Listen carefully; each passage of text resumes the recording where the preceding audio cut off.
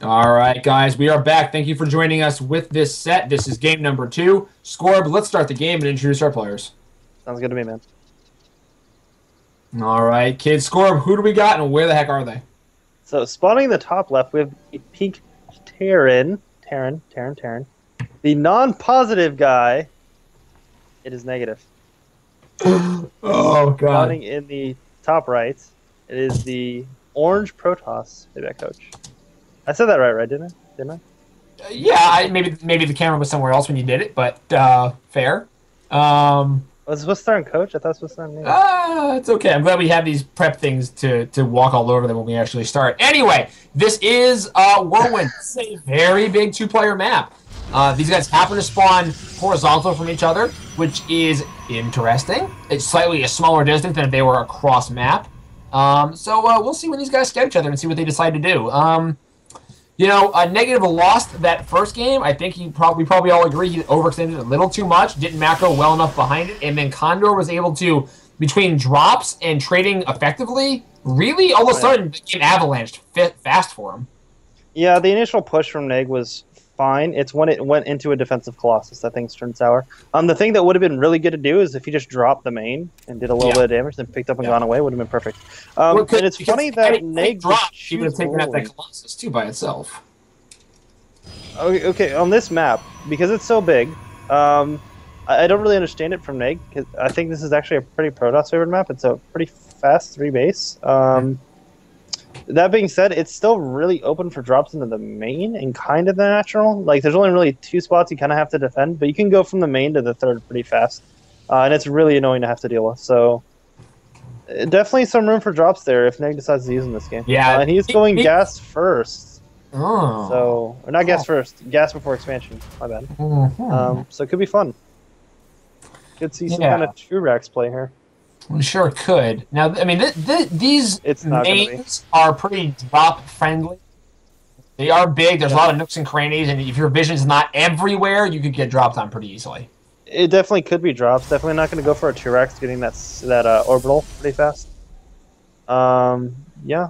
And Condor has a scouting pylon, more or less, with the location of that second pylon. So yeah, that's honestly my standard for this map too. I put my pylon in that other corner to really sort of scout, especially when you realize that you're sort of cross spawn, as it were, in terms of horizontal. Basically, you're gonna drop straight across. My pylon always ends up in the same area, more or less. Yeah, I mean the rush distance on the ground, if you don't drop, is just so long with that V shape that you have to go in the middle to get across the map. Yeah. It's so inefficient. If you want to be aggressive, you more or less have to drop early game. At least this Terran. Yeah, absolutely. And our players are starting to find each other. We have a little bit more vision right now from Coach. He does find him sooner. All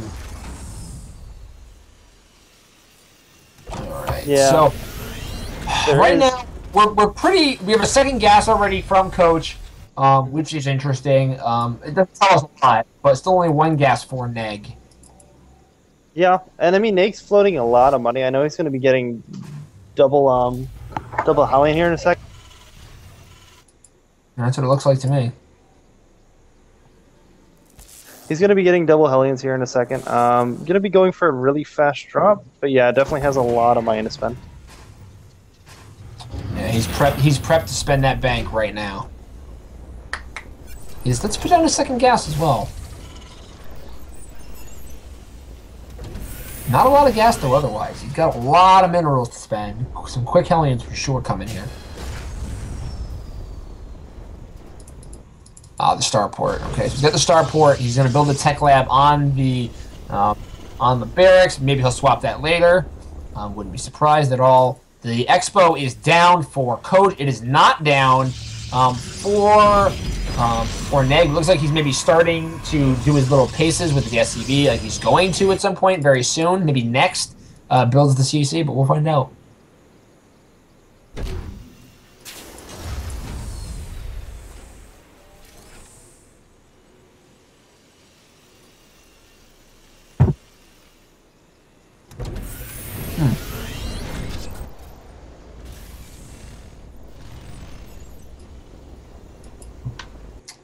This is awfully interesting here from Negative. We don't have, still no orbital. but we do have the bunker there.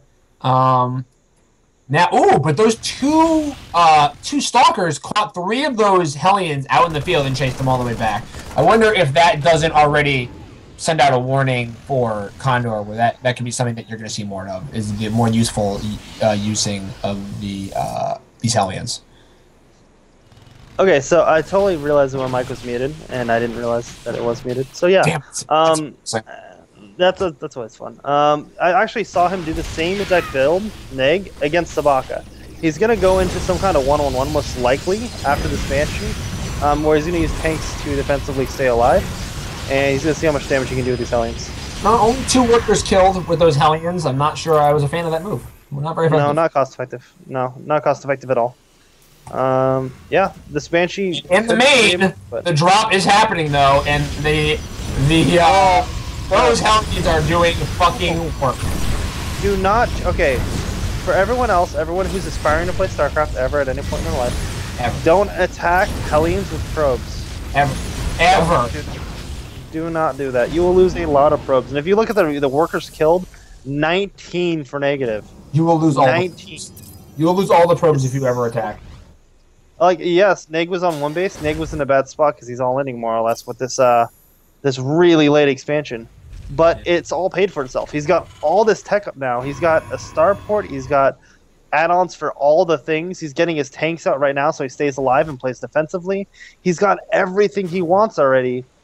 And the best tech that he has right now against Coach is Coach has Colossus that he can't afford because he doesn't have any economy anymore. Yep, and meanwhile, what he needs is observers because there's a Banshee coming in right now. I don't know if it doesn't have cloak, so never mind. Still, I mean, there's Suicide Banshee. I mean, this Banshee... Hellions dropping now in the Expo line. And he's going to lose all of these pros, too. This is bad. Yeah, they're kind of like... Oh, yeah, 3 right there with that one shot. Doing a lot of damage. And although that Banshee did stay alive and it's kind of cornered, I mean, it's already cost-effective by being a distraction. So, again, Coach down to 20 workers. 20. On 2 bases, not good enough. Yeah. And I mean, Neg can feel free to do almost whatever he wants here. He can start teching aggressively. He can try and just outright kill Condor. He's got such an income advantage that pretty much the ball's in his court at this point. Yeah, exactly. The balls are somewhere more uncomfortable for a Coach. Yeah, kind of scrunched up in those uncomfortable tidy whities that your dad handed you down when you're 5 because he likes them and he's old, and then you get them as a kid because you don't get a say when you're a kid. It's one of those things. So, yeah, he's getting all the tech he wants. He's getting stim, combat shield. He's not going to be too aggressive for right now. He's just going to sit back, get everything that he wants. Getting Banshees, more Banshees, because YOLO, why not? He's getting Banshees. He's got his combat shield 3/4 done, about halfway on his stem, and he is choo-choo training with some of those SCVs to help prepare. And this could get ugly really fast. Yeah, it really depends on where this tank siege is up. I mean, this is a lot of Marines. These force fields could do stuff. I don't know. Very dicey for Coach here. And again, Neg is just trying to use his Banshee to kind of pull these units out of position, get a better siege up for his tank.